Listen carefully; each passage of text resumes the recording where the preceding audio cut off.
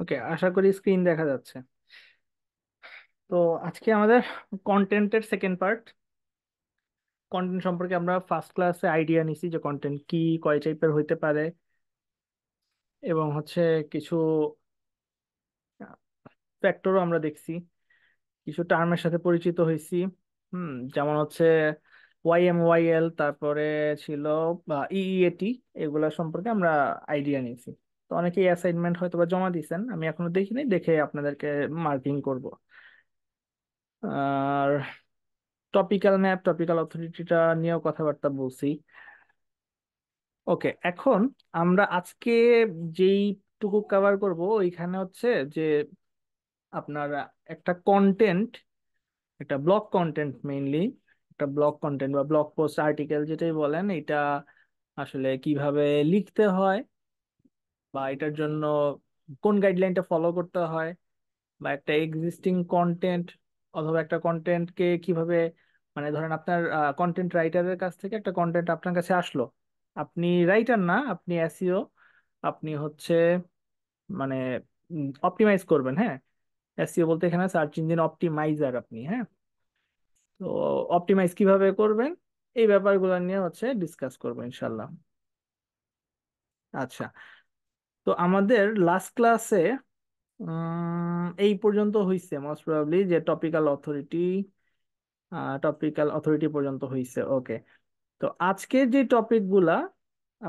টপিকগুলা যে আপনার bounce rate থাকবে, তারপরে কন্টেন্ট রাইটিং এর গাইডলাইন, এসইও অপটিমাইজেশনের গাইডলাইন, বা চেক লিস্ট গাইডলাইন যাই বলেন। হুম, যতটুকু কভার করা যায় আমাদের গিভেন টাইম ফ্রেমের মধ্যে, এই জিনিসগুলো আমরা আজকে কভার করবো ইনশাল্লাহ।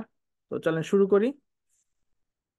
ফার্স্ট অফ অল, আমাদের ধরেন যদি কন্টেন্ট একটা রাইটার থেকে আমাদের কাছে আসে, ওইটা কিভাবে অপটিমাইজ করব, এটা একটা ফ্যাক্টর থাকে, যে ওখানে আমাদের কি কি জিনিস দেখতে হবে, যে সে কি কি রাখছে না রাখছে। আরেকটা হইতে পারে যে ধরেন আপনার ক্লায়েন্টের বাজেট নাই। হুম, এখন আপনারই কন্টেন্টটাকে সাজাইতে হবে, ঠিক আছে। অথবা এরকম হইতে পারে যে ক্লায়েন্ট হায়ার করতে পারবে না, আপনার উপর দায়িত্ব দিচ্ছে, আপনি যেভাবে করেন। এটাও হইতে পারে, তখন আপনার নিজের কন্টেন্টটা বানাই নিতে হবে। তো তখন আপনি নিজে ম্যানুয়ালি আপনি নিজে লিখতে পারেন, অথবা কাউকে হায়ার করে লিখাইতে পারেন। ওইটার জন্য ক্লায়েন্টকে আলাদা চার্জ করেন বা না করেন, ওটা আপনার উপর। তো আপনি যদি কন্টেন্টটা লিখেন, কেমন হওয়া উচিত এসইও পার্সপেক্টিভ, এসইও সাইড থেকে বিবেচনা করলে কেমন হওয়া উচিত কন্টেন্টটা, এই জিনিসটা আপনার জানতে হবে। বা আপনাকে একটা কন্টেন্ট দেওয়া হইলে আপনার কি কি বিষয়ে নজর দেওয়া উচিত, সেই জিনিসটা আপনার জানতে হবে। তো চলেন আমরা দেখি। তো এটা আসলে মানে কেন, এই ব্যাপারগুলো কেন খেয়াল করব, ঠিক আছে, এই জিনিসটাও আমরা জানবো যে কেন এই ব্যাপারগুলো খেয়াল করা উচিত। আমরা তো কয়েক টাইপের কন্টেন্ট দেখছি, ব্লগ কন্টেন্টের মধ্যে একটা। এই ব্লগ কন্টেন্টের ভিতরে কিন্তু আমাদের ভিডিও কন্টেন্ট থাকতে পারে, ইমেজ থাকতে পারে, ঠিক না, এরকম কিছু থাকতে পারে আরো। তো ইম্পর্টেন্ট কেন? কারণ যখন একটা কন্টেন্টে মানুষ ভিজিট করে, ওই কন্টেন্টটা যদি তার কাছে ইন্টারেস্টেড, তার মধ্যে মানে পড়ার আগ্রহ না জাগাইতে পারে, মানুষ কিন্তু ওই কন্টেন্টটা পড়বে না। ঠিক আছে, ওই কন্টেন্টটা থেকে সে লিভ নিবে, সে বের হয়ে যাবে, ওই ট্যাবটা কেটে দিবে, অথবা ব্যাক বাটনে ক্লিক করে সে বের হয়ে যাবে।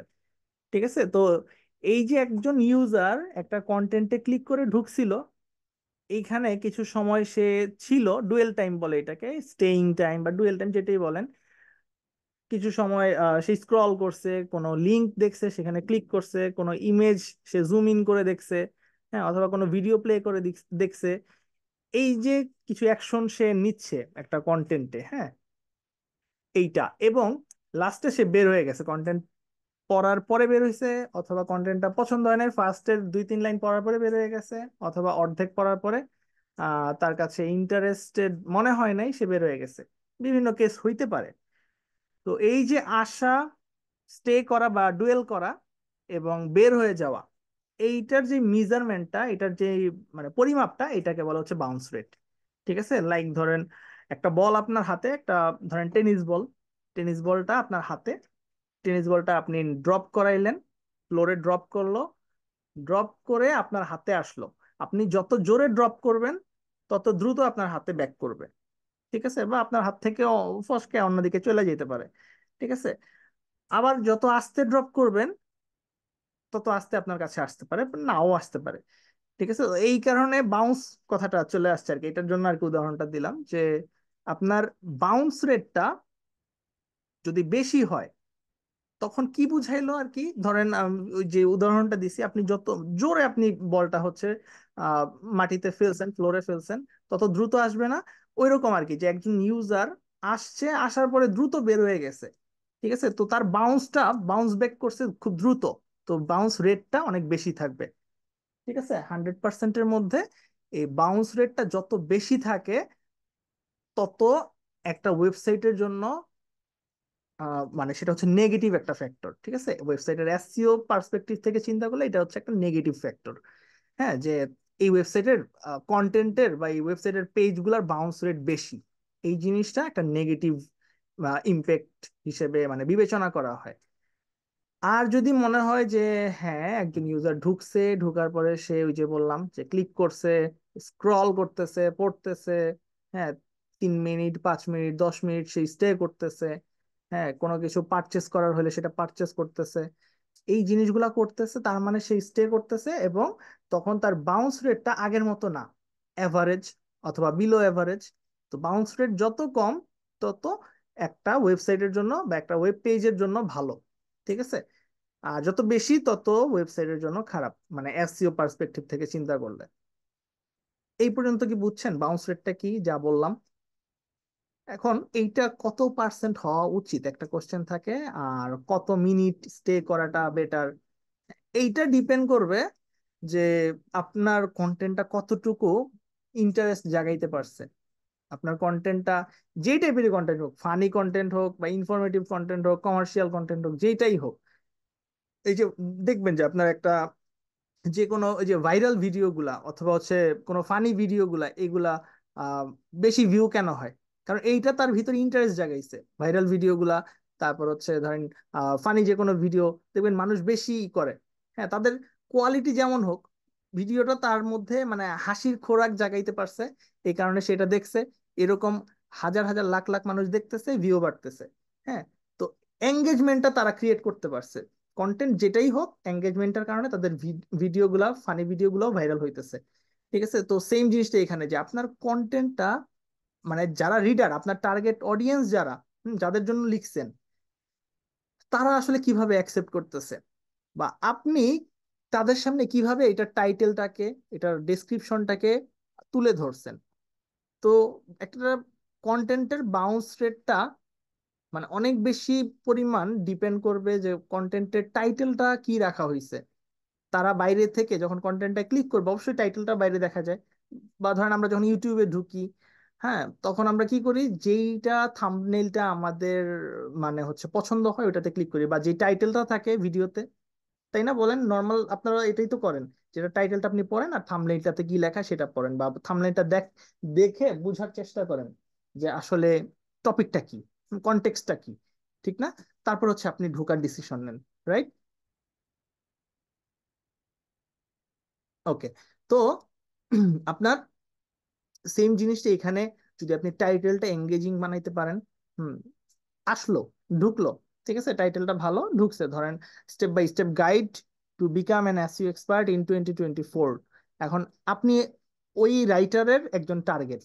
ঠিক আছে, কেন টার্গেট? কারণ আপনি এসইও শিখতে চান। তো আপনার সামনে আসছে এবং আপনি খুশি মনে ঢুকলেন যে আরে আমি স্টেপ বাই স্টেপ গাইডটাও পাবো কেমনে এসইও এক্সপার্ট হইতে হয়। ওকে, আপনি ঢুকলেন, ঢুকার পরে আপনার কয়েকটা লাইন অথবা একটা প্যারাগ্রাফ পড়ার পরে মনে হইলো যে কন্টেন্টটা হাবি যাবি, আমি যেটা খুঁজতেছি ওইটা নাই। ঠিক আছে, স্টেপ বাই স্টেপ গাইড বলছে কিন্তু গাইডের প্রথম প্যারাতে বা প্রথম 2-3 লাইনে নাই, কিছুই লেখা নাই। আপনি সামনে নাও আগাইতে পারেন বা স্ক্রল করে একটু মাঝামাঝি যাইতে পারেন। হ্যাঁ, তো এই যে আপনার ভিতরে প্রথম প্যারাতে অথবা প্রথম 2-3 লাইনে আপনার অ্যাট্রাকশনটা গ্র্যাব করতে পারে নাই, হ্যাঁ অ্যাটেনশনটা গ্র্যাব করতে পারে নাই, টাইটেল দেখে আপনি ঢুকছেন, টাইটেলটা আপনার অ্যাটেনশন গ্র্যাব করছে, আপনি ঢুকছেন, কিন্তু এরপরে ভিতরে মানে যেটা বলে উপর দিয়ে সদরঘাট, ভিতরে কি বলে, উপরে ফিটফাট ভিতরে সদরঘাট, এরকম একটা কথা আছে না? ওই রকম ভিতরে কিছুই নাই, তো আপনি কিন্তু বের হয়ে যাবেন। ঠিক আছে, তো বাউন্স রেটটা 50%, বিলো 50% বেটার। ঠিক আছে, এটা মাথায় রাখবেন। লো বাউন্স রেট যদি আমি বলি 50%-এর কম, less than 50%, less than less than 50%, less than sign তো এরকমই না। এইটা মাথায় রাখবেন যে লেস দেন 50% বাউন্স রেট খুবই ভালো। হুম। আর 50%-এর উপরে গেলে ধরেন 50 to 60 এরকম ধরতে পারেন যে অ্যাভারেজ। আর হাই বাউন্স রেট হচ্ছে আপনার 70%, 70, 80, 90, এগুলো হচ্ছে একেবারেই মানে ওইটার কন্টেন্টই ভালো না, সহজ ভাষায় একবারে, যে কন্টেন্টটা আপ টু দ্য মার্ক না। যেই রিডারদের বা যেই অডিয়েন্সের জন্য কন্টেন্টটা বানানো হয়েছে, ওই অডিয়েন্সরা মানে এঙ্গেজ হইতেছে না, এই কন্টেন্টটা পড়ার জন্য ইন্টারেস্টেড না, আগ্রহী না। ঠিক আছে, তো ওই যে লো বাউন্স রেটের যে কন্টেন্ট বা যেখানে লো বাউন্স হইতেছে, হ্যাঁ, লো বাউন্স রেট যেখান, সরি, হাই বাউন্স যেখান থেকে হইতেছে, ওই কন্টেন্ট গুলা আপনার ওয়েবসাইট থেকে ডিলিট করে দিলেও আপনার মানে মানে কোনো সমস্যা হবে না।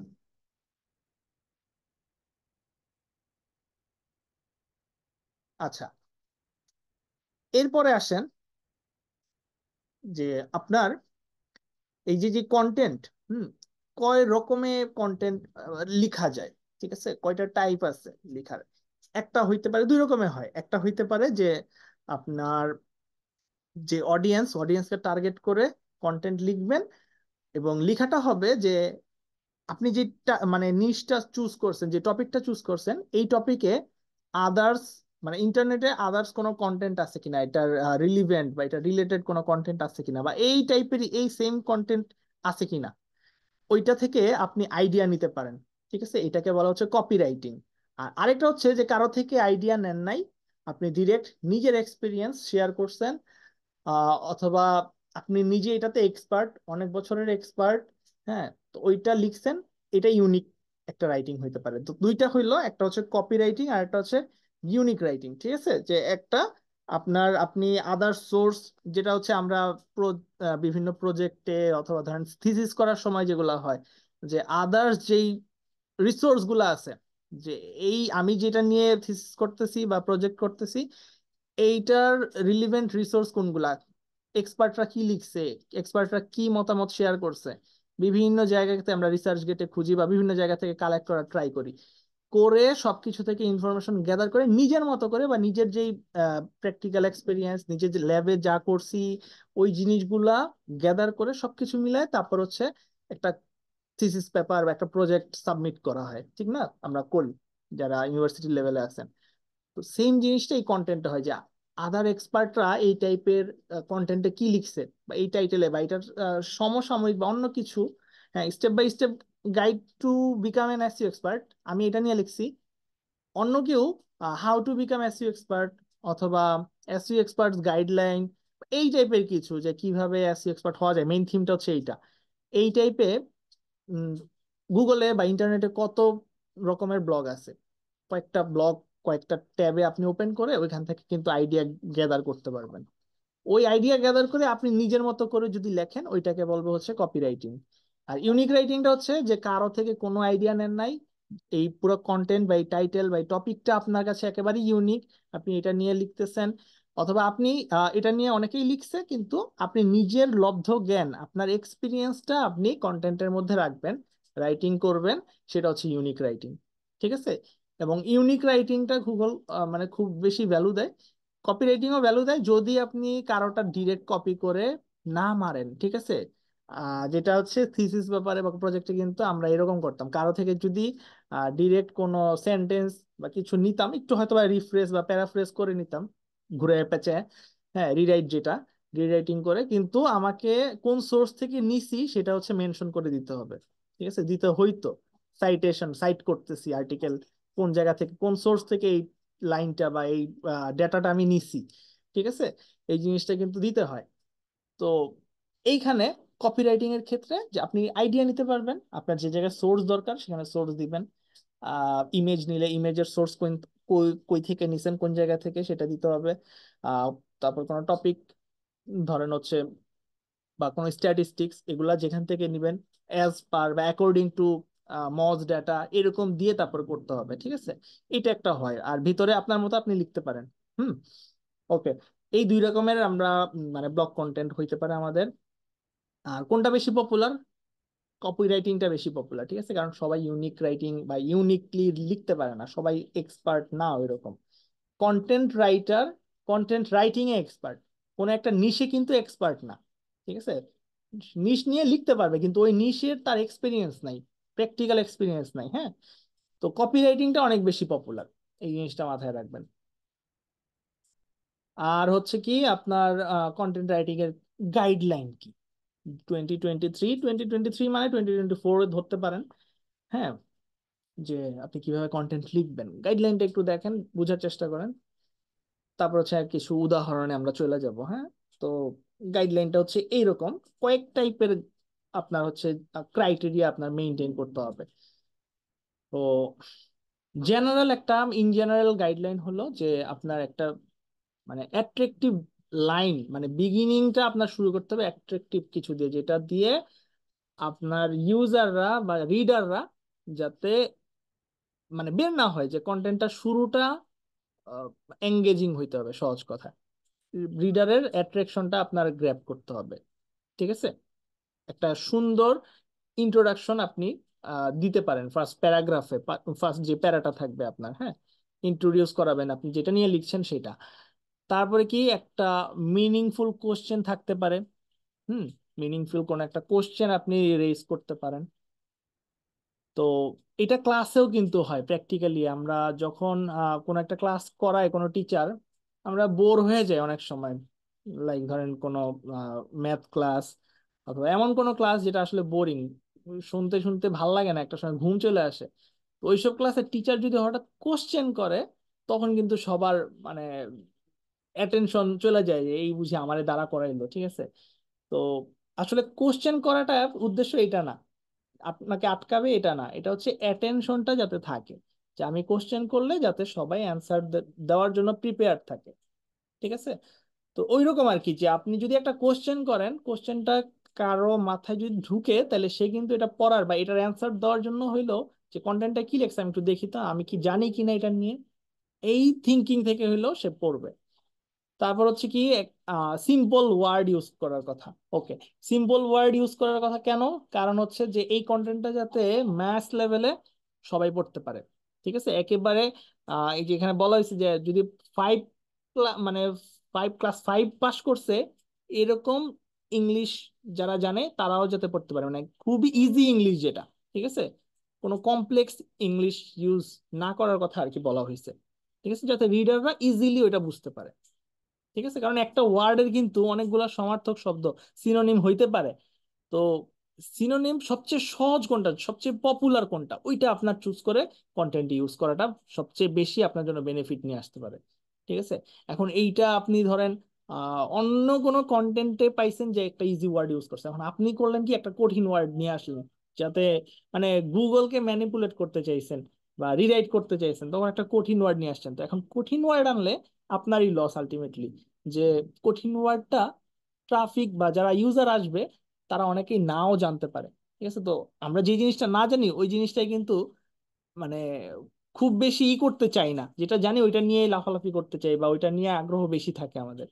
তো যেটা জানে মানুষ সিম্পল ওয়ার্ড ওইগুলো ইউজ করা উচিত, ঠিক আছে।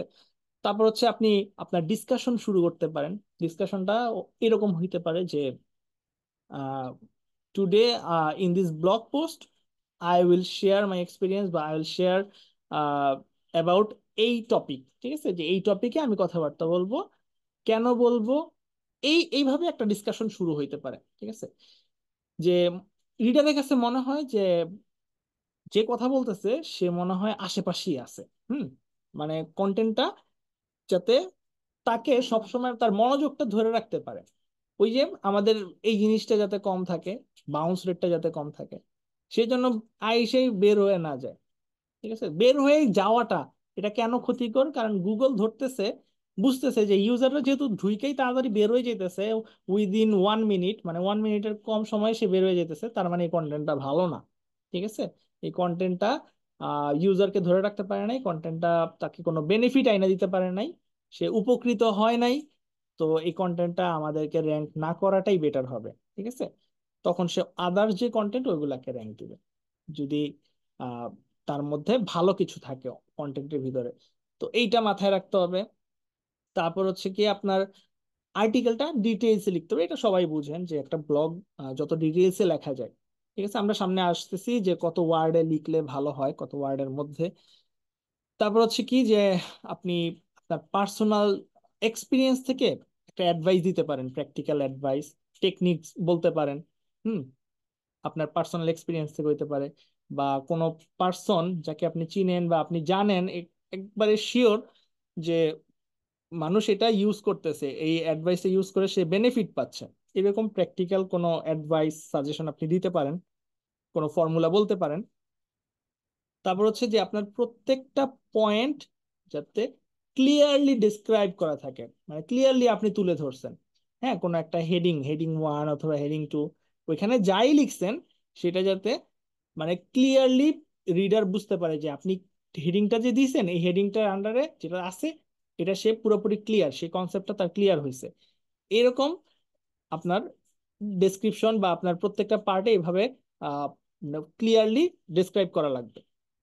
তারপর হচ্ছে কি conduct research as many points you as you can, যে আপনার যা যা কিছু আপনি লিখবেন, ওইখানে আপনি কোন একটা স্ট্যাটিস্টিক্স, কোন একটা ডাটা আপনি এমন ভাবে ইনপুট করবেন যেটা মানুষ বিলিভ করতে বাধ্য। আপনার লেখা, হ্যাঁ আপনি এটার এক্সপার্ট হইলে তো ভালো, না হইলেও লিস্ট তার আপনার যে দেয়া ডেটা, এই ডেটাটা এমন সোর্স থেকে আসা উচিত যেটা রিসার্চ বেসড একটা ডেটা, যেটা মানুষ রিসার্চ করে তারপর হচ্ছে পাবলিশ করছে। ওইরকম কোনো ডেটা যদি আপনি শো করাইতে পারেন কন্টেন্টে, ওই কন্টেন্ট ভালো কাজ করবে। ঠিক আছে, কোন একটা স্ট্যাটিস্টিক্স, একটা রিসার্চ, একটা রেকর্ড। হ্যাঁ, লাইক ধরেন কেমন যে ওই যে how to become SEO expert, এখানে কিন্তু একটা টার্ম আসবে। কি টার্ম আসবে? যে এসইও কেন শেখা উচিত, ফার্স্টের দিকেই আসবে এটা।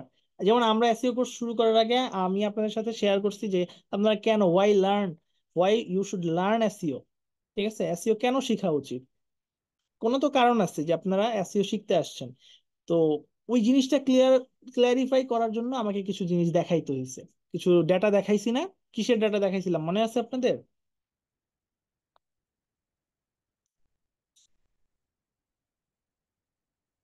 গুগল ট্রেন্ডস এর ডাটা দেখাইছিলাম না? ট্রেন্ডস এর ডাটা কিন্তু আমি দেখাইছিলাম, ঠিক না? রাইট। হ্যাঁ। তো ওইটা দেখাইছি কেন?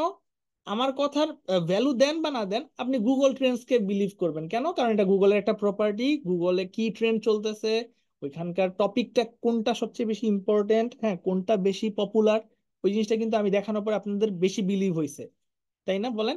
যে ওই স্ট্যাটটা আপনার মানে আগ্রহটা আরো বাড়াই দিছে।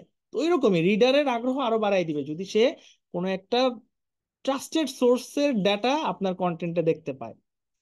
ঠিক আছে। তো আমি যদি আমার কন্টেন্টে এরকম লিখি যে গুগল ট্রেন্ডসে দেখা গেছে যে আগামী 10 বছরে বা আগামী 20 বছরে এসইও মার্কেটটা এত% বাড়বে, ঠিক আছে, $1,000,000,000 মার্কেট থেকে $1,000,000,000 মার্কেট হয়ে যাবে, বা 100 বিলিয়ন থেকে 300 বিলিয়নে যাবে। ঠিক আছে।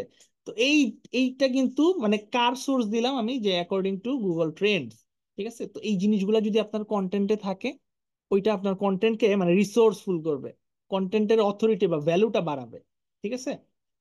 আচ্ছা, তারপরে আসেন যে আমরা কিভাবে একটা এসইও ফ্রেন্ডলি কন্টেন্ট বানাবো। ঠিক আছে।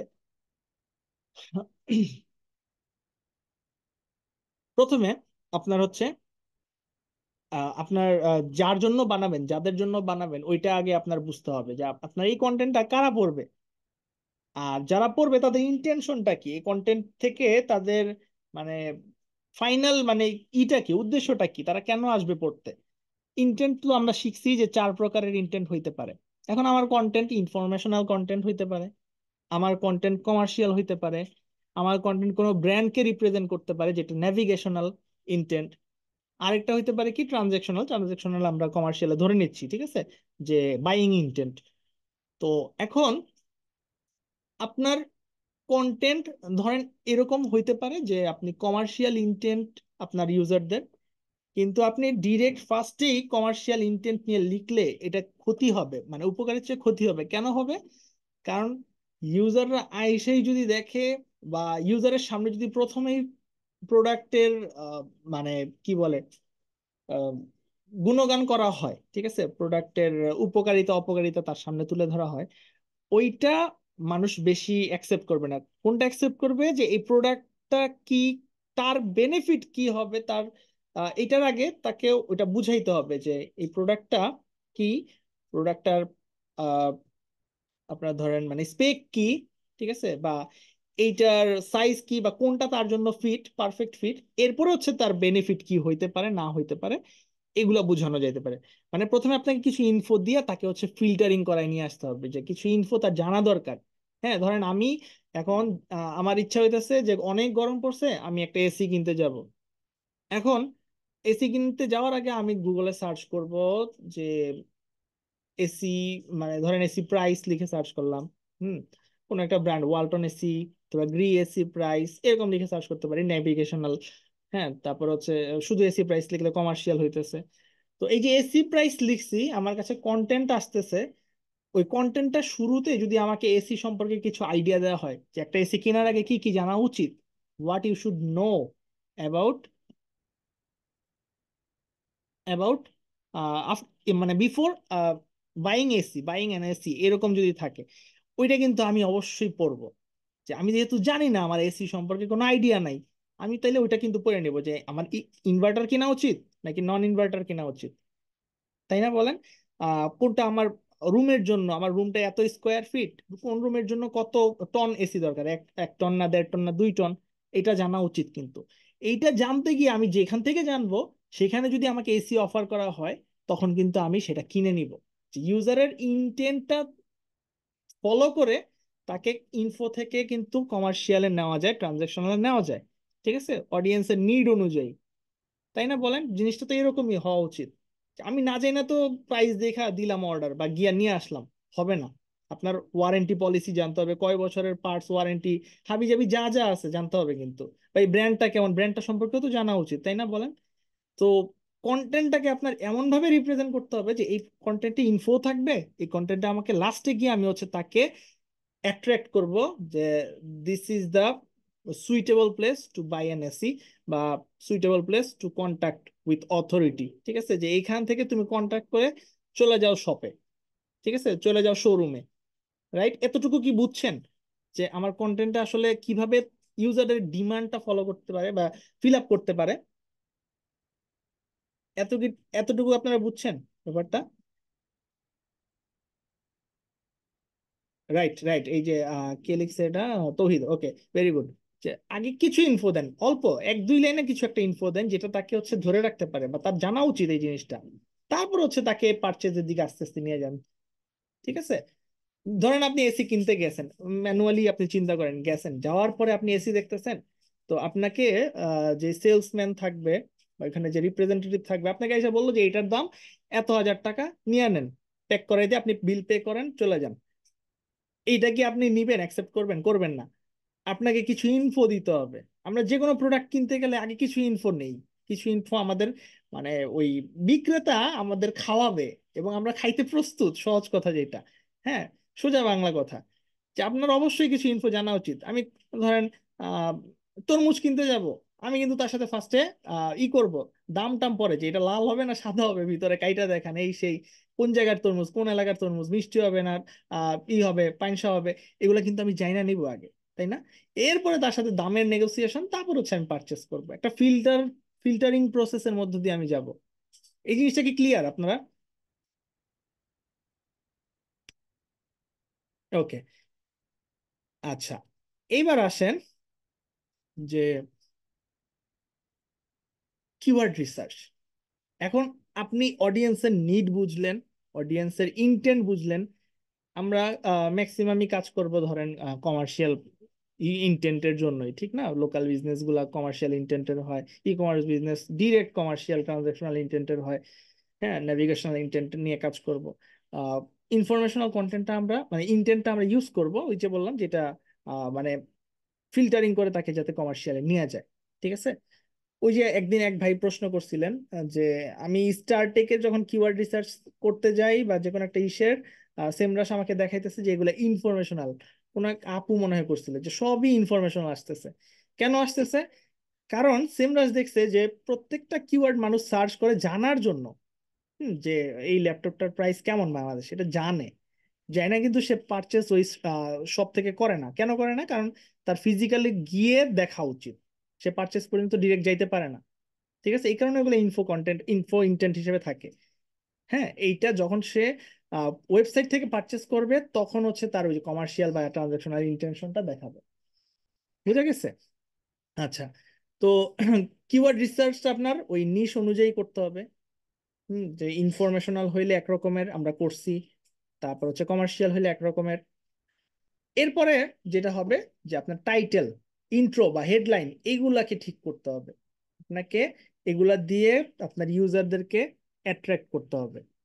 ঠিক আছে, একটা এঙ্গেজিং টাইটেল, অ্যাট্রাকটিভ একটা টাইটেল, একটা হেডলাইন, হ্যাঁ, একটা ডেসক্রিপশন থাকবে ফার্স্টের দিকে, ফার্স্ট প্যারাগ্রাফটা। হুম। তারপরে হচ্ছে কি যে আমরা দেখবো একটু পরে সামনে আসতেছে, দেখেন, create high quality user friendly user focused and valuable content. ঠিক আছে, এইটা আপনাদের সবচেয়ে বেশি মাথায় রাখতে হবে। আপনি যদি সার্চ ইঞ্জিনের র্যাঙ্কিং এর জন্য মানে গুগলে র্যাঙ্ক পাওয়ার জন্য কন্টেন্ট লিখতে চান, গুগল ওইটা ইজিলি ধরতে পারবে এবং আপনাকে র্যাঙ্ক দিবে না। আপনার লিখতে হবে হাই কোয়ালিটি কন্টেন্ট, ওটা হোক শর্ট। হ্যাঁ, আপনার ওইটা হইতে হবে ইউজার ফ্রেন্ডলি, হইতে হবে ইউজারকে ফোকাস করা, ইউজার সেন্ট্রিক, এবং ভ্যালুয়েবল কন্টেন্ট, যে টু দা পয়েন্টে অ্যান্সার দেওয়া আছে। ওইখানকার যে হেডিং গুলা ইউজ করা হয়েছে কন্টেন্টে সেগুলা টু দা পয়েন্টে অ্যান্সার করছে। ওইখানে যে বুলেট পয়েন্ট গুলা সেগুলা টু দা পয়েন্টে লেখা আছে, মানে কোনো হাবিজাবি গোজামিল দেওয়া নাই কন্টেন্টে, সহজ কথা। তারপর হচ্ছে কি আপনার কোশ্চেনের অ্যান্সার। ঠিক আছে, আমরা ইনফরমেশনাল ইন্টেন্টে এটা দেখি, যেমন পিপল অলসো আস্ক সেকশনে যেটা থাকে। হ্যাঁ, তারপর হচ্ছে আপনার যে কোনো এফএকিউ সেকশনে আমরা দেখি যে কিছু কোশ্চেন থাকে যেগুলো মানুষ ফ্রিকুয়েন্টলি আস্ক করে, মাঝে মাঝে জিজ্ঞেস করে একটা টপিকের উপরে। ওই কোশ্চেনের অ্যান্সার যদি আপনার কন্টেন্টে থাকে, তো মানুষ যখন ওই কোশ্চেন টাইপের কোনো কিওয়ার্ড সার্চ করবে, হ্যাঁ, তখন কিন্তু আপনার এই কন্টেন্টটাকে শো করাবে গুগল। ঠিক আছে, তারপর হচ্ছে কি একটা সেন্টেন্সকে শর্ট রাখার চেষ্টা করা।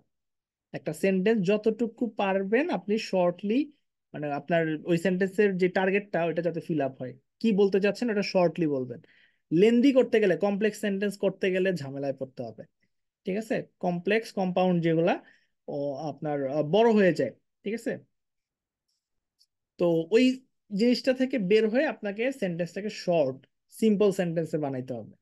এবং এখানে কি আমি বলছি, এখানে একটিভ ভয়েসে, হ্যাঁ বলছি, একটিভ ভয়েসে বানাইতে হবে। ঠিক আছে, যে আপনার প্রত্যেকটা সেন্টেন্স একটিভ ভয়েসে বানাবেন। একটিভ ভয়েস তো আপনারা জানেন, একটিভ ভয়েস প্যাসিভ ভয়েসের আইডিয়া তো আছে মোটামুটি সবার, আশা করতেছি ছোটবেলায় পড়ছেন, অ্যাটলিস্ট যারা এসএসসি পর্যন্ত পড়ছেন তারাও জানেন। ভয়েস দুই রকমের ছিল না, পড়ছেন তো তাই না? যে প্রত্যেকটা সেন্টেন্স আপনি চেষ্টা করবেন, প্রত্যেকটা না বানাইলেও অ্যাটলিস্ট মানে ম্যাক্সিমাম 80 to 90% চেষ্টা করবেন যে 80% চিন্তা করেন যে আপনি সেন্টেন্স গুলো একটিভ ভয়েসে রাখবেন। ঠিক আছে, আপনার ওই ঘুরায় পেঁচায় প্যাসিভ বানানোর দরকার নাই। আমরা যেটা শিখছিলাম যে প্যাসিভ ভয়েস এরকম হয়, I eat rice, passive voice হয় rice is eaten by me, এরকম এত পেঁচানোর দরকার নাই। সহজ ভাবে তুলে ধরেন। ঠিক আছে, আমাদের রিডারের জন্য যেটা সহজ। আচ্ছা, ওকে। তারপরে লিঙ্ক করবেন, কন্টেন্টের লিঙ্কিং আসবে। লিঙ্কটা করতে হবে কই? এক্সটার্নাল সোর্সে। আবার লিঙ্কটা করতে হবে কই? ইন্টারনাল আর্টিকেলে। ইন্টারনাল এক্সটার্নাল দিয়েও কথা বলছি। ইন্টারনাল লিঙ্ক হচ্ছে কি যে একই ওয়েবসাইটের অন্য পেজ, অনেকগুলা পেজ থাকে না একটা ওয়েবসাইটে, হোম পেজ থাকতে পারে, সার্ভিস পেজ থাকতে পারে, কন্টাক্ট পেজ থাকতে পারে, বিভিন্ন ব্লগ থাকতে পারে, ব্লগ পোস্ট, ওগুলোও তো এক একটা পেজ। তো আমার যেখানে যখন দরকার আমি ইন্টারনাল লিঙ্ক করতে পারবো, একটা পেজের সাথে আরেকটা পেজকে লিঙ্ক করতে পারবো। এরকম লিঙ্কিং করাটা উচিত, এটা এসইও ফ্রেন্ডলি প্র্যাকটিস। তারপরে কি আপনার এক্সটার্নাল সোর্স যদি দরকার হয়, আপনি বাইরের কোনো সোর্স যেটা ট্রাস্টেড সোর্স ওইখানে লিঙ্ক করতে চাচ্ছেন, কোনো একটা জিনিসের সম্পর্কে মানুষকে আরো বেশি জানানোর জন্য এক্সটার্নাল লিঙ্ক করতে পারেন। ঠিক আছে, যেমন হচ্ছে যে আপনার কন্টেন্টটা এসইও এক্সপার্ট, ওই যে বললাম যে how to become an SEO expert in 2024। তো এইখান থেকে এক্সটার্নাল লিঙ্ক কই যেতে পারে?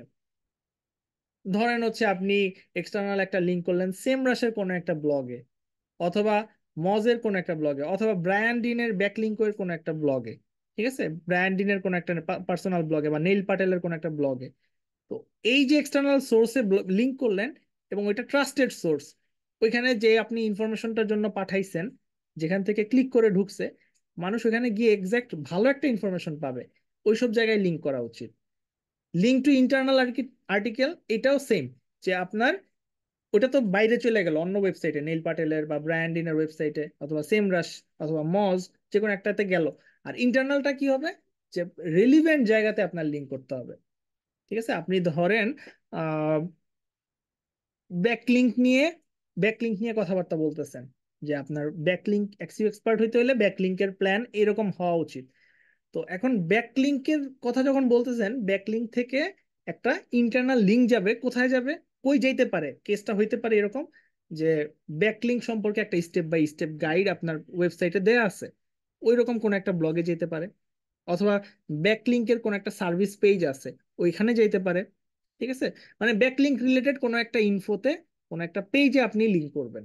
হ্যাঁ, রিলিভেন্ট জায়গাতে লিঙ্কিং করাটা, যা নিয়ে টপিকে বলতেছেন ওই টপিকে লিঙ্ক করতে চাইলে, মানে ওই ওয়ার্ডের ওপর বা ওই কয়েকটা ওয়ার্ড মিলে একটা ছোট সেন্টেন্সের মতো হইতে পারে, কিওয়ার্ড, হ্যাঁ কিওয়ার্ডের উপর যদি লিঙ্ক করতে চান, রিলিভেন্ট জায়গাতে আপনার লিঙ্ক করে পাঠাইতে হবে। ঠিক আছে, আমরা একটু পরে দেখবো, কয়েকটা ব্লগ কন্টেন্ট দেখলে আইডিয়া হয়ে যাবে আর কি, যে আমাদের এসইও ফ্রেন্ডলি কন্টেন্ট কেমন হওয়া উচিত, কেমন দেখতে। তারপরে আপনার হচ্ছে always include call to action. আপনার কন্টেন্টে কিছু কল টু অ্যাকশন বাটন থাকবে। ঠিক আছে, সিটিএ বাটন কেমন কল টু অ্যাকশন অনেকেই জানেন, অনেকে জানেন না, তাদের জন্য বলতেছি যে contact us, learn more, call now, pre estimate, book us, book an appointment, এরকম যেগুলা থাকে বাটনগুলা থাকে না বিভিন্ন কালারের করা, ওই বাটনগুলো আপনার রাখা দরকার, রাখতে হয়। ঠিক আছে, এটা একটা গুড প্র্যাকটিস। যে আপনার কন্টেন্ট পুরাটা পড়বে এই গ্যারান্টি কিন্তু নাই, এই সিউরিটি নাই, কিন্তু আপনার ওই কন্টেন্টের মাঝখানে বা কন্টেন্টের অল্প একটা প্যারাগ্রাফ পরে বা কিছু সেকশন পরে একটা সিটিএ বাটন দেখলো ইউজার, ওইখানে লেখা কল আস, ঠিক আছে, বা get the product, get this, এরকম যা থাকে, ওই বাটনটায় ক্লিক করতে পারে মানুষ। ডাউনলোড না, আমরা অনেক সময় ডাউনলোড করতে গেলে এরকম দেখি যে অন্য একটা ওয়েবসাইটে নিয়ে যায়, ওইখানে ডাউনলোড বাটনটা একটু স্ক্রল করলে কন্টেন্টের মাঝখানে থাকে, আমরা তারপরে ওইখানে ক্লিক করি, তারপরে ডাউনলোড হওয়া শুরু করে, এরকম দেখছেন না আপনারা বিভিন্ন ফাইল, হ্যাঁ বিভিন্ন সফটওয়্যার নামাইতে গেলে এরকম কিন্তু আমরা দেখি, তাই না বলেন? তো জিনিসগুলো রিলেট করা ট্রাই করেন। ঠিক আছে, এগুলো আপনারা সবই মোটামুটি একটা আইডিয়া নিয়ে আসছেন, ইন্টারনেট জগতে আপনারা কয়েক বছর ধরে সবাই সার্ভ করতেছেন, ওই জিনিসগুলোরই একটা ওভারভিউ বা কিভাবে অপটিমাইজ করলে একটা ওয়েবসাইটের মানে বেনিফিট হয়, হ্যাঁ এসইও পার্সপেক্টিভ থেকে, ওই জিনিসগুলো আমরা এখন জানবো। কিন্তু প্র্যাকটিক্যালি কিন্তু আপনারা অলরেডি এগুলা করে আসছেন, এই জিনিসগুলো দেখে আসছেন। ঠিক আছে, জাস্ট নজরে পড়ে নাই যে জিনিসটা এরকম বা এইভাবে কাজ করে। ঠিক আছে, আচ্ছা তারপরে অ্যাভয়েড ইউজলেস ইনফরমেশন। আপনার কন্টেন্টে এরকম হবে যে কিছু ইউজলেস ইনফরমেশন চলে আসবে কখন, যখন আপনি এআই বা আর্টিফিশিয়াল ইন্টেলিজেন্স দিয়ে লেখালেখি করবেন। ঠিক আছে, ওই যে গতকালকে একটা স্ক্রিনশট গ্রুপে শেয়ার করছিলাম না, খেয়াল করছিলেন যে আহ, কি যেন ছিল, কোন একটা টপিক ছিল যেটাতে হচ্ছে মানে সলিউশন চাইছে, কিন্তু যেই সলিউশন দিছে গুগল, এইটা যেটা র্যাঙ্ক করছে ওই ওয়েবসাইটটা বা ওই কন্টেন্টটা হচ্ছে এআই দিয়ে লেখা, এবং এখানে ভুল ইনফরমেশন দেয়, এবং মানে ওয়াইএল কন্টেন্টের মধ্যে পড়ে গেছে, যে ওইটা যদি করতো কেউ করলে কিন্তু তার ক্ষতি হবে। ঠিক আছে, এটা আপনারা দেখছেন, কালকে আমি স্ক্রিনশট দিছি, হ্যাঁ রাইট। হ্যাঁ কিডনি নিয়ে কি জানি ছিল কোশ্চেনটা। তো এক বড় ভাই শেয়ার করছে আর কি আমাদের কমিউনিটিরই। তো জিনিসটা যেটা সাজেশন দিচ্ছে এটা কিন্তু অবশ্যই একজন ইউজারের ক্ষতি করবে, হ্যাঁ যে 24 আওয়ার্স পর পর আহ, ঠিক আছে যাই হোক, অ্যাভয়েড দিস। তো এইরকম ইউজলেস ইনফরমেশন কন্টেন্টে রাখা যাবে না। ঠিক আছে, আপনার আদার্স ইনফরমেশন ভালো র্যাঙ্ক করছে, কিন্তু এরকম ইউজলেস ইনফরমেশন যদি থাকে বা ইউজলেস কোনো ওয়ার্ড যেগুলো দরকার নাই, অপ্রয়োজনীয়, ওই জিনিসগুলোকে ফ্লাফ বলা হয়, এই ফ্লাফ গুলা রিমুভ করতে হবে, এগুলো অ্যাভয়েড করতে হবে, এগুলো রাখা যাবে না। ঠিক আছে, এই ফ্লাফ অনেক টাইপের, কিছু ওয়ার্ড হইতে পারে, হুম কিওয়ার্ড হইতে পারে, একটা ফ্রেজ হইতে পারে। হ্যাঁ ধরেন এই যে আমি কিছু এক্সাম্পল রাখছি, যে fluff in content refers to unnecessary or irrelevant information, ঠিক আছে? অপ্রয়োজনীয় একেবারে, মানে আপনার কন্টেন্টের সাথে যায় না, এটা টপিকটা যায় না, এটা না রাখলেও হইতো। ঠিক আছে? তো এরকম অনেক কিছু হয়। রিপিটেটিভ ফ্রেজ হইতে পারে, হুম, কোন একটা এলাবোরেটিভ ডেসক্রিপশন হইতে পারে, হ্যাঁ, অ্যাডজেক্টিভ অ্যাডভার্ব হইতে পারে, যেগুলা বারবার আসতেছে, বারবার রিপিটেডলি আসতেছে। ঠিক আছে? আপনি বারবার আনতেছেন, বা এআই দিয়ে লিখা, এআই রাইটার বা যার থেকে লিখাইছেন, যে এআই রাইটার লিখছে, হ্যাঁ, সে বারবার একই জিনিস দিতেছে। হুম, ধরেন ডেফিনিটলি, যেমন মাশরাফি বিন মুর্তজা যখন কথা বলতো, দেখতাম যে মানে কমেন্টেটর যখন ওর ইন্টারভিউ নিত, তখন ডেফিনেটলি ডেফিনেটলি মানে 2-3 ওয়ার্ড পর পর ডেফিনেটলি এই জিনিসটা বারবার আসতো। তো এটা কিন্তু আসলে কানে লাগে, ঠিক আছে, যে একটা ওয়ার্ড। হ্যাঁ, আবার অনেক কন্টেন্ট ক্রিয়েটরের ভিডিও দেখার সময় দেখতাম যে to be honest, to be honest, to be honest, মানে কিছুক্ষণ পর পর সেইটা ইউজ করতে পারছে। হ্যাঁ, তারপরে এরকম ভাবে এছাড়াও এছাড়াও এছাড়াও, এই জিনিসগুলো আসলে আহ, যায় না। একটা কন্টেন্টের ক্ষেত্রে এরকম যে একই জিনিস যদি কিছুক্ষণ পর পর বারবার আসে, বা এটা না রাখলেও হইতো, ওই জিনিসগুলা অ্যাভয়েড করবেন, সহজ কথা। ঠিক আছে? ওগুলোকে ফ্লাফ বলে। ফ্লাফ, একটু আমি দেখাই, এখানে আছে কিছু ফ্লাফ ওয়ার্ড, আমি এখানে রাখছিলাম।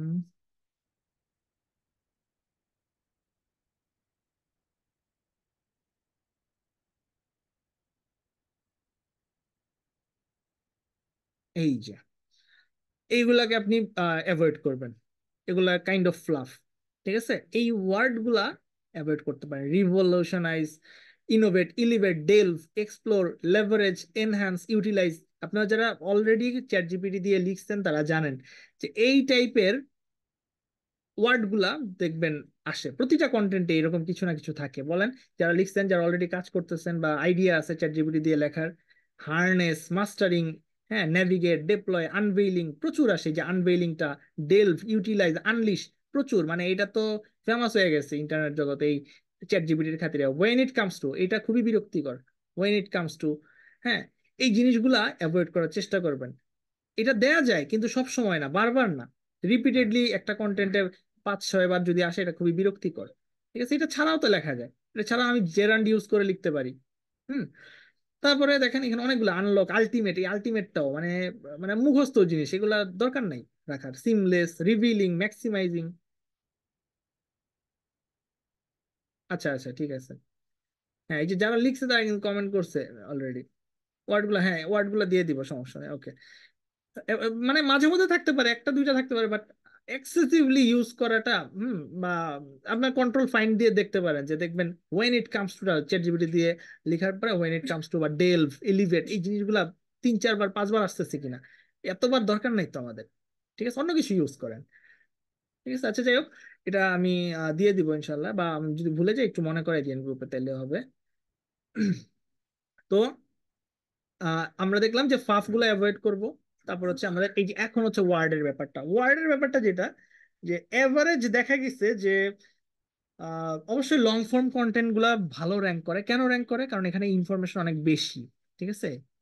ব্রডলি ইনফরমেশন, ওয়াইডলি স্প্রেডেড আপনার ইনফরমেশন দেয়া থাকে। তো এই জিনিসটা অনেকগুলা টপিককে কানেক্ট করতে পারে। যখন একটা কন্টেন্টের লেন্থ বড় হবে, তার মানে অনেকগুলা টপিক এখানে ঢুকছে, অনেকগুলা সাব টপিক ঢুকছে কিন্তু, তাই না? আমরা যেটা নিয়ে কথা বলছিলাম, টপিক্যাল ম্যাপ, টপিক্যাল অথরিটি।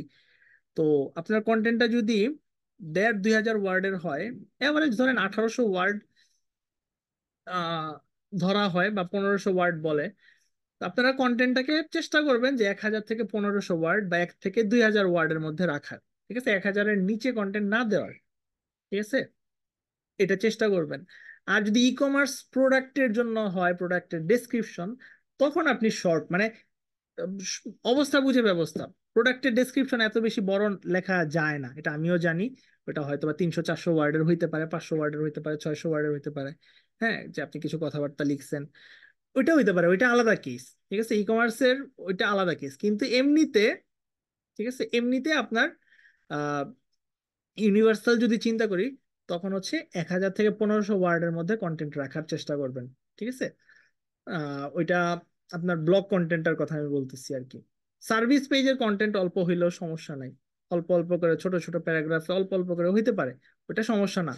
হ্যাঁ, ই কমার্সের জন্য সমস্যা না, কিন্তু ব্লগ যেগুলা কভার করবেন, বা যে টপিক গুলা টপিক্যাল অথরিটি মানে গেইন করার জন্য যে টপিক গুলা আপনি ম্যাপিং করছেন, ওইগুলা কভার করার জন্য যে ব্লগ গুলা দিবেন, ওইগুলার লেন্থটা 1000 থেকে 1500 এরকম একটা রেঞ্জে রাখার চেষ্টা করবেন।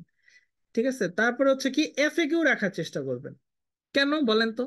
এফএকিউটা আপনার যদি পারফেক্ট এফএকিউ হয়, গুগল এটাকে পিক করে পিপল অলসো আস্ক, PAA, এই সেকশনটাতে দেখাবে। ঠিক আছে, যে আপনার প্রত্যেকটা পোস্টে ট্রাই করবেন যে অ্যাটলিস্ট 5-7টা এফএকিউ রাখার, এই কন্টেন্ট রিলেটেড, বা এই কন্টেন্টকে কাভার করতে পারে, বা এই কন্টেন্ট পড়ার পরে মানুষের মাথায় কোশ্চেন আসতে পারে, এরকম কিছু এফএকিউ। এবং এগুলো ফাইন্ড আউট করাও সহজ। আপনার ওই টাইটেল নিয়ে যদি গুগলে সার্চ করেন, যে কোনো টপিকে সার্চ করে কিন্তু আমরা জানি পিপল অলসো আস্ক সেকশন আসে। তো ওই পিপল অলসো আস্ক থেকে আপনি কিছু গ্র্যাব করে নিয়ে আসতে পারেন এফএকিউ এর জন্য, এবং চ্যাট জিপিটি ইউজ করতে পারেন। আমরা সামনে এআই দিয়ে কিভাবে লেখালেখি করতে হয়, কিভাবে কমান্ড দিতে হয়, এগুলো আসবে সামনে ইনশাল্লাহ নেক্সট ক্লাসে, আজকে না।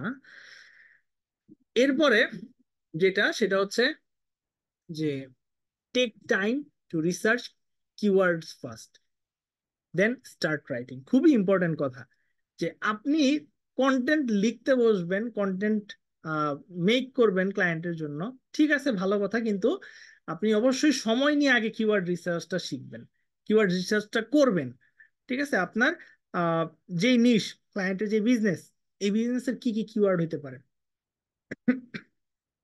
লোকাল বিজনেস হইলে তার সার্ভিস গুলা কিওয়ার্ড, তার ব্র্যান্ড নেমের জন্য কিওয়ার্ড হইতে পারে, বা যে যে মানে সে যেই নিশের বিজনেসম্যান, ওই নিশটা তার কিওয়ার্ড হইতে পারে। যেমন ধরেন HVAC কন্ট্রাক্টর, ঠিক আছে, বা রুফিং কন্ট্রাক্টর, এগুলা কিন্তু তার নিশ। এটা কিন্তু তার সার্ভিস না, এটা কিন্তু তার নিশ। সার্ভিস গুলা হইতে পারে অন্য কিছু, রুফিং যদি চিন্তা করি, রেসিডেন্সিয়াল রুফিং, কমার্শিয়াল রুফিং, হ্যাঁ, মেটাল রুফিং, অ্যাসফাল্ট রুফিং, তারপর হচ্ছে hail damage, roof repair, roof replacement, এগুলা হচ্ছে তার সার্ভিস। এগুলো প্রত্যেকটা কিওয়ার্ড, কিন্তু তার নিশ যেটা, ওইটা কিন্তু একটা কিওয়ার্ড হয়। রুফিং কোম্পানি একটা কিওয়ার্ড, রুফার একটা কিওয়ার্ড, রুফিং কন্ট্রাক্টর একটা কিওয়ার্ড, ঠিক আছে, রুফিং এক্সপার্ট একটা keyword.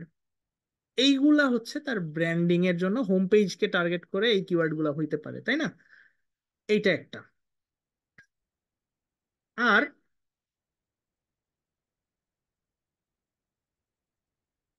Optimise on page elements, এটা আপনারা সামনে পাবেন ক্লাস, যে আমরা কন্টেন্টটার অন পেজটা ঠিক করব, যে আপনার কন্টেন্টটা কিভাবে অন পেজ অপটিমাইজেশন ক্রাইটেরিয়া গুলো ফিল আপ করতে পারে, এটা আমরা সামনে শিখবো।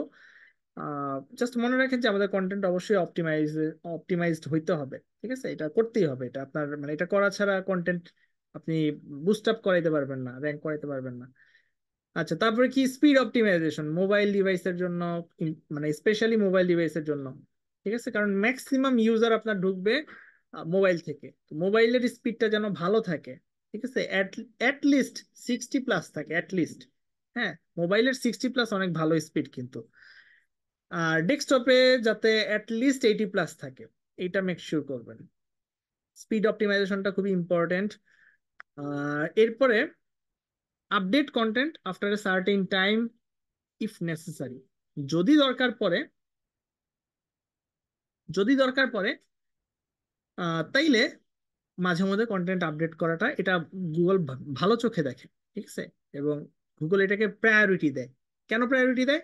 কারণ গুগল তখন বুঝে যে এই বিজনেসটা অ্যাক্টিভ বিজনেস, এইটা আসলে সার্চ ইঞ্জিনে র্যাঙ্কিং এর জন্য কাজ করে নাই, এটা তার কন্টেন্ট যাতে ভালো হয় এর জন্য কাজ করছে, এর জন্য হচ্ছে সে পোস্ট করছিল, এবং এখন সে এক্সট্রা কিছু ইনফরমেশন আপডেট অথবা চেঞ্জ করতে যাচ্ছে, এই কারণে সে এডিট করছে। এই জিনিসটা গুগলকে একটা ভালো সিগন্যাল পাঠায়। ঠিক আছে, মানে ক্রলার যখন এগুলো দেখে যে কন্টেন্টটা আগে যা ছিল এখন না, একটু চেঞ্জ হয়েছে, তখন এটা ভালো সিগন্যাল হিসেবে নেয়। ঠিক আছে, কন্টেন্টের এটা করবেন অবশ্যই কন্টেন্টের পারফরমেন্স বিবেচনা করে, যে কন্টেন্ট যদি ভালো পারফর্ম করে তাহলে তেমন একটা চেঞ্জ না আনলেও হবে। কিন্তু কন্টেন্ট ধরেন একটু মানে তেমন ভিউ হচ্ছে না, অল্প ভিউ, তখন কিছু টুইক করলে আবার কন্টেন্ট ভালো, মানে পায়, জুস পাইতে থাকে, তখন অথরিটি পায়, ইমপ্রেশন বাড়তে থাকে। এরকম আপডেট সময় সময় যদি আনা যায়, এটা বেটার। ঠিক আছে।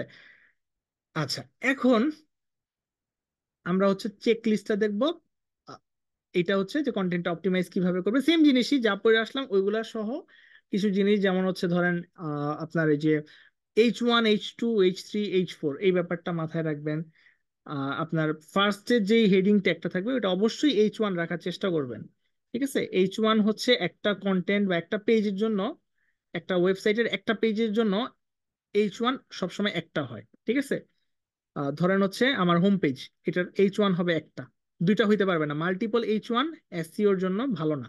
ঠিক আছে, মাল্টিপল H1 হইতে পারে না। তারপর হচ্ছে H2 আপনি মাল্টিপল দিতে পারেন, কোনো সমস্যা নাই। H2 একটা পেজের জন্য অনেকগুলো ইউজ করেন, 100 200 ইউজ করেন, কোনো সমস্যা নাই। ঠিক আছে, কন্টেন্টের লেন্থ অনুযায়ী যতগুলা লাগে দরকার পড়ে। তারপরে H2টা হচ্ছে ধরেন যদি এরকম হয়, লাইক কিভাবে বুঝাই, আহ, ধরেন উম, এটার উদাহরণ কিভাবে দেবো এটাই বুঝতেছি না। আচ্ছা, একটা দেখাই, এই হেডিং ট্যাগের একটা ছবি দেখাই, হেডিং ট্যাগস, তাহলে বুঝবেন। পাকিস্তানি একটা ছবি দেখছিলাম, যে বড় ভাইয়ের ছোট ভাই, মেজো ভাই, তারপরে সেজো, তারপরে ছোট, এরকম। ঠিক আছে, H1 H2 H3 H4 heading tags এর ছবি। এই যে ধরেন এইটা, বা ধরেন এইটা, যে সবচেয়ে বড় যেটা প্রথমে থাকবে সেটা হচ্ছে H1 হবে, এবং এটা একটা ওয়েবসাইটের একটা পেজের জন্য একটা হয়। ঠিক আছে, নতুন আরেকটা পেজ যদি করেন ওইটার H1 একটা হবে, দুইটা হইতে পারবে না, এটা মাথায় রাখবেন। ঠিক আছে, তারপরে বাকিগুলো আপনি মাল্টিপল ইউজ করতে পারবেন, সমস্যা নাই। H2 মাল্টিপল ইউজ করেন, কোনো সমস্যা নাই। এবং H2 এর ভিতরে আপনি যদি আরো এক্সট্রা কিছু ইনফরমেশন অ্যাড করতে চান হেডিং হিসেবে, তাহলে H3 ইউজ করবেন। আবার H3 লেখালেখি করছেন, এখানে টপিক দিচ্ছেন, অনেক কিছু কভার করছেন, এরপরে যদি আরো কিছু ইনফরমেশন দিতে চান হেডিং এর মধ্যে, তখন H4 ইউজ করবেন। আর H5 H6 তেমন একটা ইউজ করা হয় না, ম্যাক্সিমাম টাইমে H1 H2 H3 এই তিনটাই বেশি ইউজ করা হয়। ঠিক আছে। আচ্ছা, তো এরপরে আপনার এই যে অ্যাক্টিভ ভয়েসের কথা আছে, তারপরে কিওয়ার্ডের ক্লাস্টারিং, আপনার কন্টেন্টে যাতে ক্লাস্টার কিওয়ার্ড বা রিলিভেন্ট কিওয়ার্ড গুলাও যাতে আইসা পড়ে, হ্যাঁ, এটা মেক শিওর করবেন, এবং এটা ন্যাচারালি যাতে আসে। ঠিক আছে, এটা মানে জোর করে আনছেন এরকম যাতে না হয়। ঠিক আছে, ন্যাচারালি যাতে আসে। যদি না আসে, দেওয়ার নাই, মানে দরকার নাই, দেওয়ার কোনো দরকার নাই যে জোর করে আমি ঢুকাবো, দরকার নাই। ঠিক আছে, সার্চ ইঞ্জিন অ্যালগোরিদম আর আগের মতো নাই যে আপনি জোর করে দিবেন, কিওয়ার্ড ডেনসিটিটা মেনটেন করে দিছেন, ওগুলো কিচ্ছু দরকার নেই। আপনার ন্যাচারালি যদি কিওয়ার্ডটা আসে তাহলে দিবেন, নাহলে দরকার নেই, জোর করে ঢোকানোর কোনো দরকার নেই। তারপর হচ্ছে এক্সটার্নাল ইন্টারনাল লিঙ্ক কয়টা করবেন? দুইটা প্লাস। ঠিক আছে, অ্যাটলিস্ট দুইটা করবেন, বা দুইটা প্লাস করবেন এক্সটার্নাল লিঙ্ক, তিনটা প্লাস ইন্টারনাল লিঙ্ক করবেন, অ্যাটলিস্ট 3 4টা ইমেজ ইউজ করবেন, এবং অল্টার টেক্সট থাকবে এগুলার। ঠিক আছে, আমার ইলেকট্রিসিটি চলে গেছে। উম, আচ্ছা, যাই হোক। তারপর হচ্ছে কি, আপনি ফিচার্ড ইমেজ ইউজ করবেন, একটা ফিচার্ড ইমেজ, এবং এটা যেন হাই কোয়ালিটির একটা ইমেজ হয়, ওয়েবপি ফরম্যাটটা ইউজ করার চেষ্টা করবেন, এবং প্রফেশনাল ইমেজ যাতে হয়। হ্যাঁ, ফিচার্ড ইমেজ আপনারা যখন ওয়ার্ডপ্রেসটা জানবেন, যারা না জানেন, ওয়ার্ডপ্রেসে মানে একেবারে ফার্স্ট যে ইমেজটা, যে কোনো সাইটের ফার্স্ট যে ইমেজটা, সেটা হচ্ছে ফিচার্ড ইমেজ।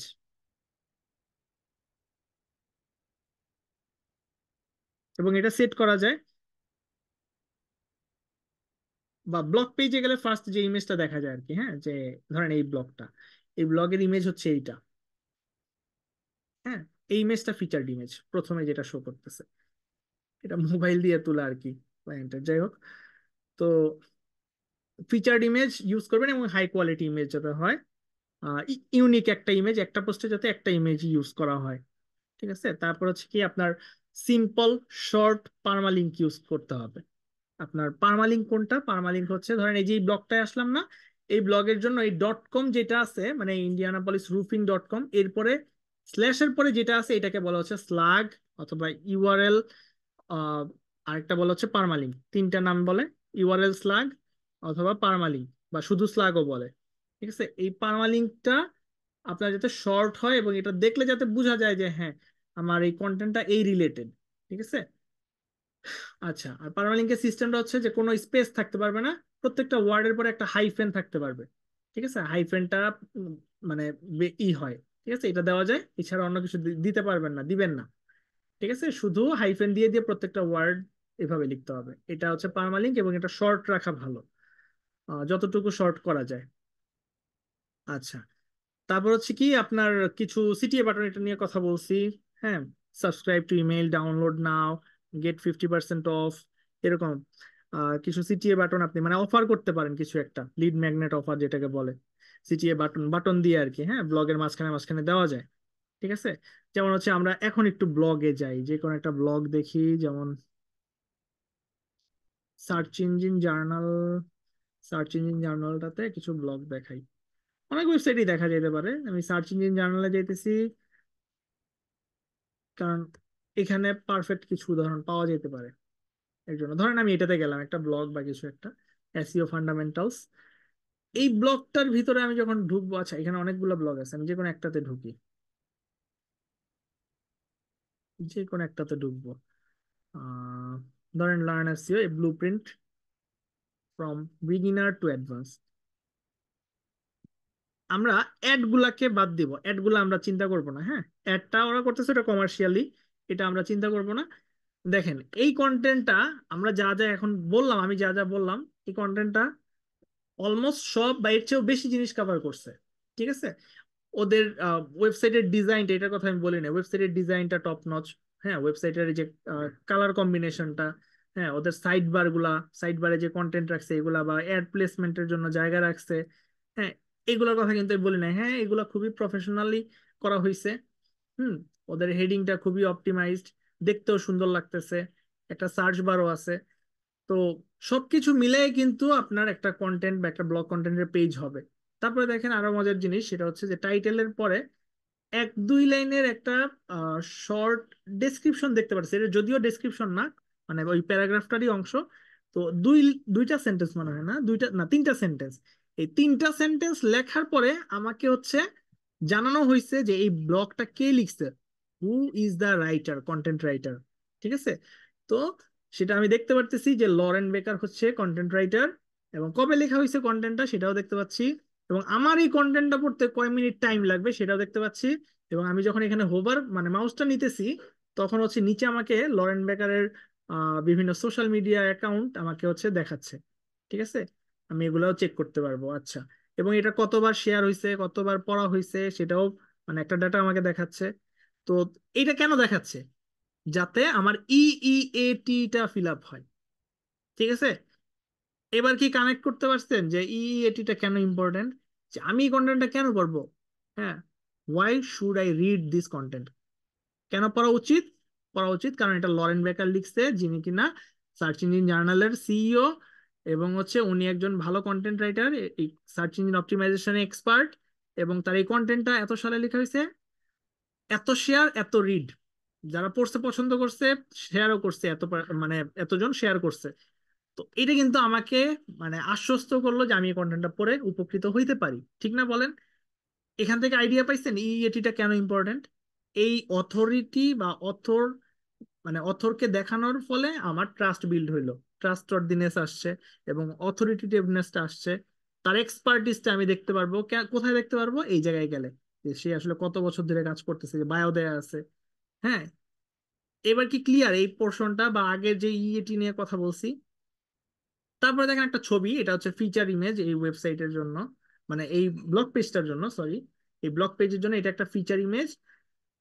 এরপরে আমাকে একটা মানে হচ্ছে ওদের মনে হয় কোন একটা ওয়েবিনার হবে, ওইটা নিয়ে রেজিস্ট্রেশন করার কথা বলছে। কন্টেন্ট কিন্তু আমি মাত্র 3 লাইন পড়তে পারছি, এখনই আমাকে সিটিএ দেখাইতেছে।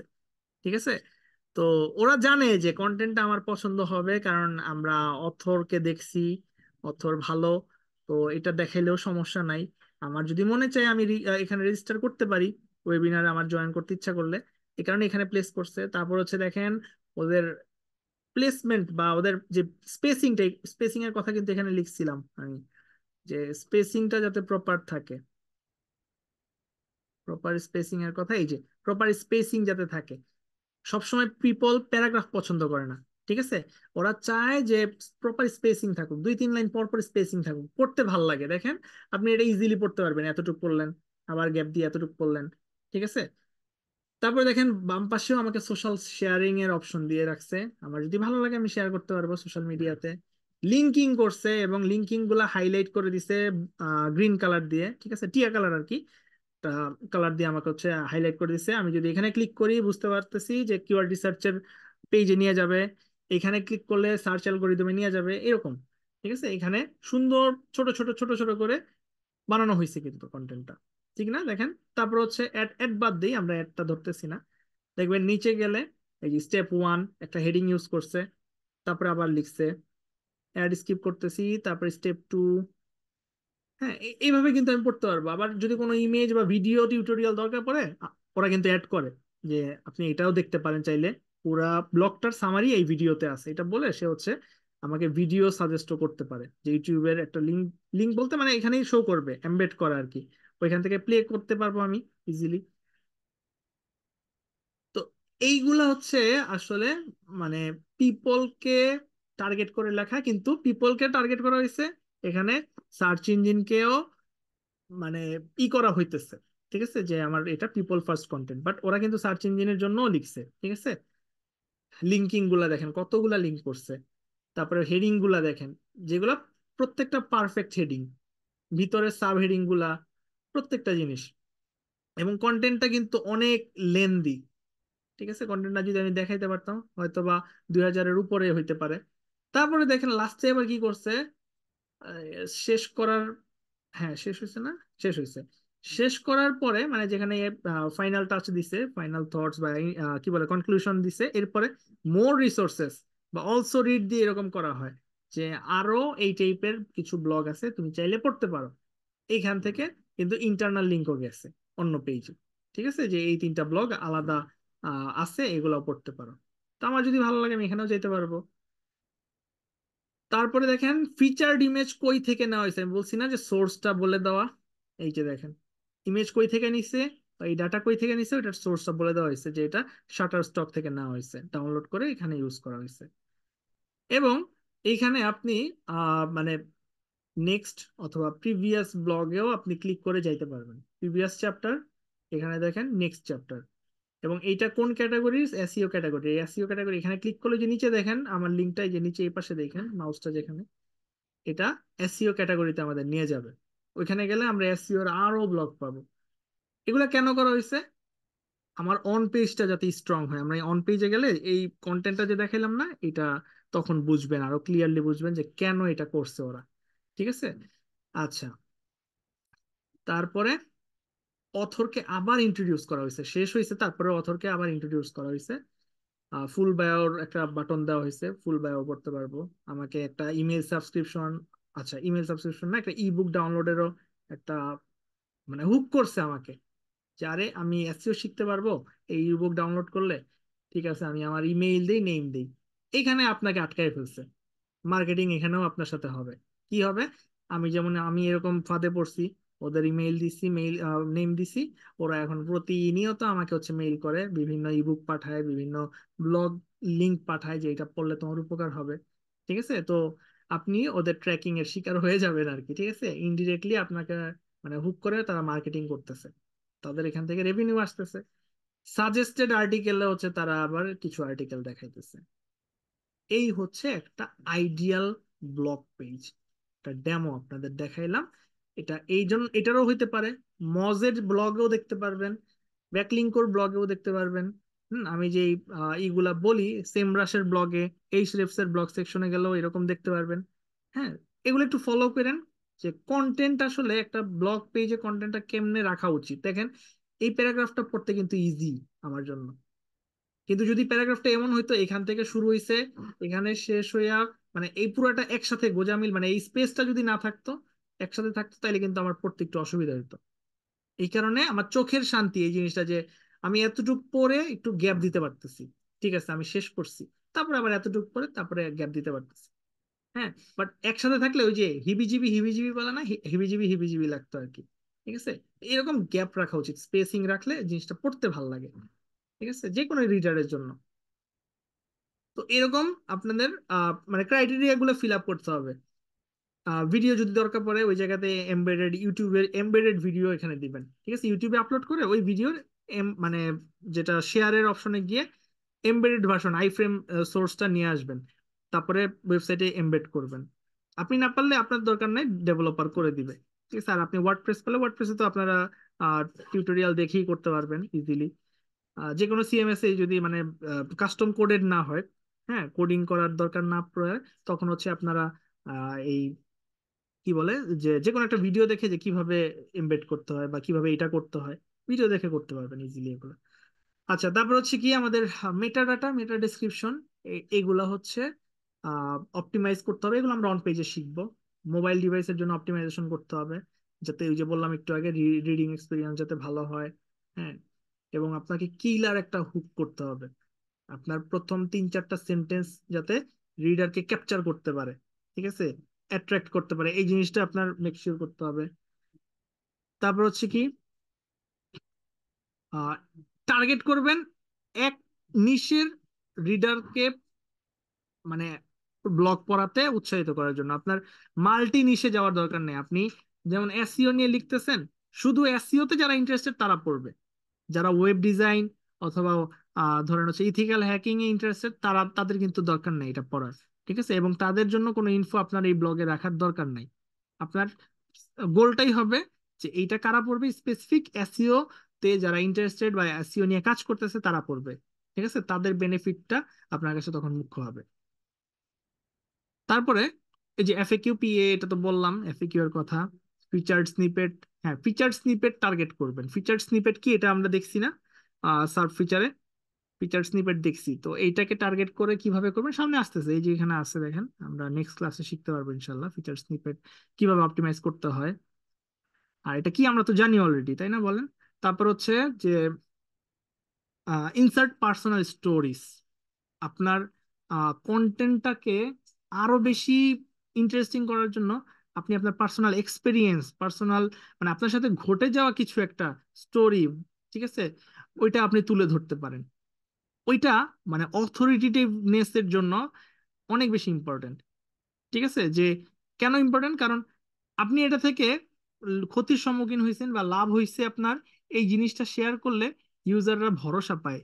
হ্যাঁ, ধরেন আপনি ল্যাপটপ কিনতে গেছেন, আপনি একটা ব্লগ পাইলেন যে এই ল্যাপটপটা কেমন হবে, এটা নিয়ে ব্লগ লিখছে। তো ব্লগটা যে লিখছে তার এই ল্যাপটপ নিয়ে ভালো অভিজ্ঞতা না, ঠিক আছে, যে আমার এরকম এরকম হয়েছে, চার্জ ব্যাকআপ আমি কম পাই, হ্যাঁ, বা বাটন গুলা কাজ করে না, বা বন্ধ হয়ে যায় হঠাৎ হঠাৎ করে।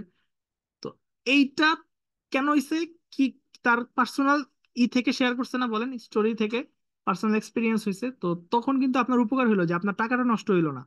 হ্যাঁ, ওয়াইএমওয়াইএল এ পড়লো যে your money or your life, সে কিন্তু আপনাকে সেভ করে দিল। আপনি তখন অন্য ব্র্যান্ডে সুইচ করবেন, তাই না? বা ওইটা না কিনে ডেস্কটপ কিনবেন, এরকম কিছু হবে। তো এই যে পার্সোনাল স্টোরি বা পার্সোনাল এক্সপিরিয়েন্স গুলা গুগল র্যাঙ্ক মানে করায়, সহজে করায়, কারণ এগুলো ইউজারদেরকে প্রপার গাইড করতে পারে, ঠিক আছে। প্রপার গাইড করে তাকে হচ্ছে ওই ডিমান্ডটা ফিল আপ করায় নিয়ে আসতে পারে। যে ইউজার যে কারণে আসছিল ওই গুগলের কাছে, গুগল এটা ফিল আপ করাই দিছে। এইটাই গুগলের আলটিমেট গোল। হুম। আচ্ছা, এরপরে আচ্ছা এক্সিট ইনটেন্ট অফার, এটা হলো যে যখন ইউজাররা বের হয়ে যাবে তখন তাকে ইমেল সাবস্ক্রিপশন বা ডাউনলোড যে ইবুক অথবা আহ, ধরেন হচ্ছে আহ, এগুলোই বেশি হয় যে ইমেল সাবস্ক্রিপশনের জন্য চাওয়া হয় যে ইমেলটা দেন, আপনাকে নিউজ বা আর্টিকেল পাঠানো হবে, এটা বেশি হয়। এটা করতে পারেন অফার। হুম। এটা অবস্থা বুঝে ব্যবস্থা আর কি, ঠিক আছে, যে আপনি কার জন্য কাজ করছেন। এই যে যেমন আমি এই যে এখানে কিন্তু কয়েকবার কাটছি, আমার সামনে আসছিল আহ ইমেল সাবস্ক্রিপশন বা কিছু একটা আসছিল, আমি কাটছি কিন্তু কয়েকবার, আপনারা দেখছেন স্ক্রিনে অলরেডি। তো এটা সেট করা যায় কখন শো হবে। আমি বের হয়ে যাব, আমি ট্যাব কাটার জন্য প্রস্তুতি নিছি, তখন শো করানোর কেস আছে, আপনারা যারা ওয়ার্ডপ্রেস পারেন তারা জানেন। হ্যাঁ, পপ আপ কখন শো হবে। তারপর হচ্ছে আমি 50% স্ক্রল করছি তখন আসবে, পার্সেন্টেজ যে কোনো পার্সেন্টেজ, 10% স্ক্রল করার পর আসবে, অথবা 10 সেকেন্ড পরে এটা শো হবে পপ আপটা, 5 সেকেন্ড পরে পপ আপটা শো হবে, এটা সেট করা যায়। তো এগুলো হচ্ছে যে অফার করতে পারেন আপনি, আপনার কন্টেন্টের মাঝখানে আপনি ভ্যালুয়েবল কিছু একটা অফার করতে পারেন। আচ্ছা, তো এই হইলো আপনার কন্টেন্ট রাইটিং এর ক্ষেত্রে কন্টেন্ট অপটিমাইজেশন, বা কি কি জিনিস খেয়াল রাখতে হবে, কি কি জিনিস বাদ দিতে হবে, এই ব্যাপারগুলো হচ্ছে আজকের ক্লাসে আমরা শিখলাম। এখন এই যে আমরা সার্চ ইঞ্জিন জার্নালের এই কন্টেন্টটা তো দেখলাম, কত সুন্দর করে গুছানো একটা কন্টেন্ট, লিঙ্কিং। আর ধরেন আমার কন্টেন্টটা যদি এরকম হইতো, কন্টেন্টটা যদি এরকম হইতো, জাস্ট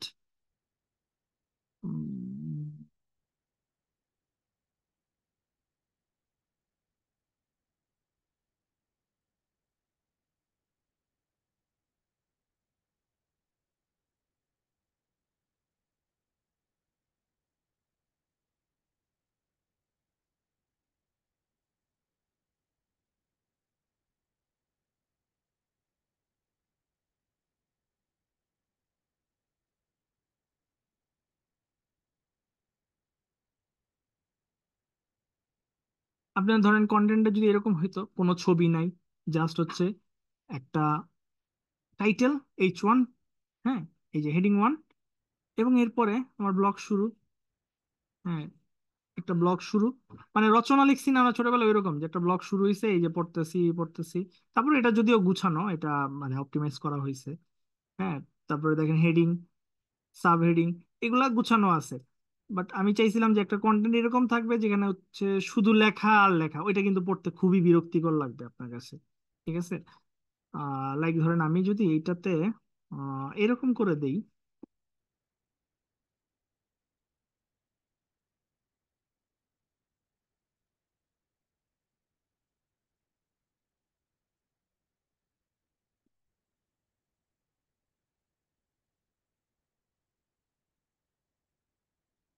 দেখেন তো, এই পোর্শনটা পড়তে আপনার বিরক্তি লাগবে না?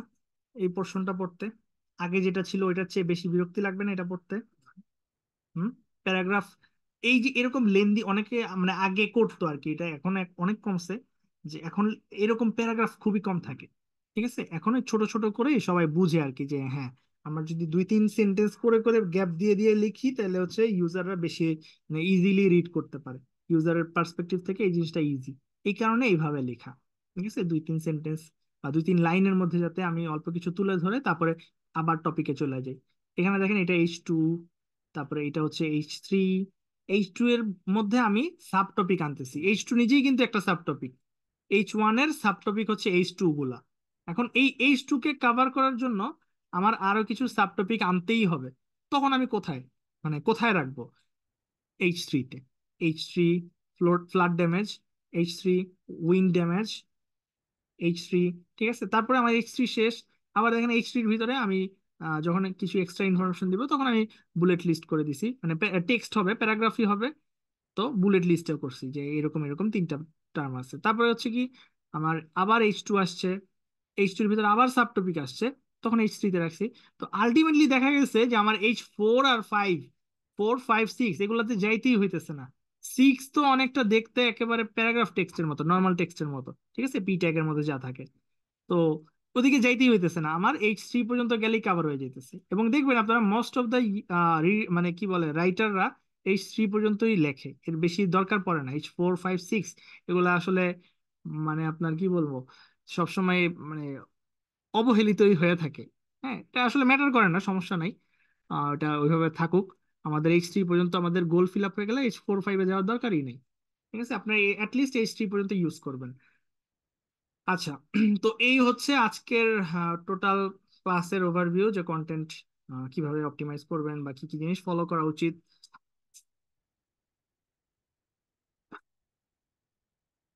হুম, অবশ্যই আই ক্যাচিং কন্টেন্ট হইতে হবে। রাইট।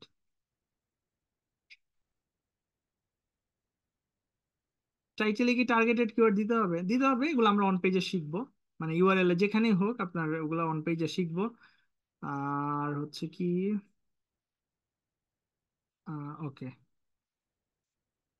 অ্যাসাইনমেন্টের টপিকটা কি হবে? টপিকটা হবে যে কন্টেন্ট রাইটিং এর গাইডলাইন, যে ভিডিও পজ করে করে ওই গাইডলাইন গুলো আপনি নোট ডাউন করে ওইটাই জমা দিয়ে দিবেন, কাইন্ড অফ এরকম একটা অ্যাসাইনমেন্ট হবে। ঠিক আছে, যে আমি যা দেখাইছি চেকলিস্টে, এই চেকলিস্টে যা দেখাইছি এটাই আপনি লিখবেন, বা আপনি শর্ট করতে পারেন, ব্রড করতে পারেন আপনার মতো করে। আপনি হচ্ছে সেটা জমা দিয়ে দিবেন। লাইক ধরেন আমি চাইতে পারি যে কিভাবে এসইও ফ্রেন্ডলি কন্টেন্ট আপনি বানাবেন। আপনার তখন কাজ হবে এই এই যে এই জায়গাটাতে, যেখানে এই জিনিসটা দেখাইছি ডিসকাস করছি, ওই জায়গাটাতে পজ করে এই জিনিসগুলো নোট ডাউন করে ডকটা সাবমিট করে দিবেন। ঠিক আছে, তো আপনি যে বুঝছেন, আপনি কষ্ট করছেন, এটা লিখছেন, এইটাই মানে আমার মানে আলটিমেট চাওয়া যে আপনি এটা লিখে রাখছেন, আপনার পরে কাজে লাগবে, আপনি যখন রিভাইজ করবেন আপনার কাজে লাগবে। আচ্ছা, আজকে আর কোশ্চেন না নেই, যেহেতু মানে হয়ে গেছে, ইলেকট্রিসিটি চলে গেছে, বাইরের আবহাওয়া খারাপ। তো সবাই ভালো থাকবেন। আল্লাহ হাফেজ, আসসালামু আলাইকুম।